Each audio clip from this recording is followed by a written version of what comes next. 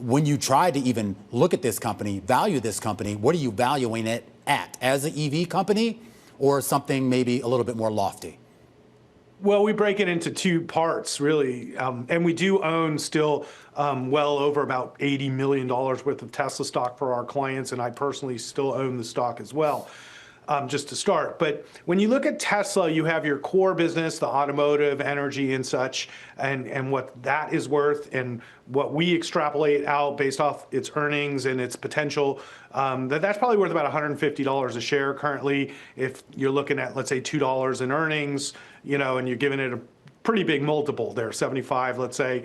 But then when you look at the rest of the stock price, it's 100% based off Elon or Hope on the new products, which is robotics and full self-driving. So, when you look at the cab business and the robot business, that's about $300 a share of value there. So it's really two parts, and a lot of it's built on what the potential is in the future versus what's the reality. There's been a lot of questions about, as they sort of look to the future, the idea that they still need, obviously, whatever cash gets thrown off from the traditional EV business, if you will, here. Do you think there's enough of a bridge there, at least in terms of their focus?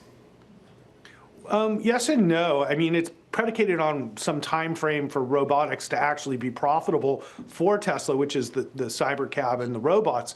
And our position is it's going to take a long time for them to make money in these businesses, and that they really should be focused on their core EV business, which is wildly profitable, and they still make what I consider the best cars in the world. And so, the fact they're sort of poo-pooing the fact that they make the best car EVs in the world and really sort of letting that business sort of just falter, I think is a strategic error personally, because I think if they focus more on selling cars over the next year or two to bridge the transition and try to repair the image of the company in consumers' minds, I think that would be a lot better use of their time during this transition to the future that Elon sees.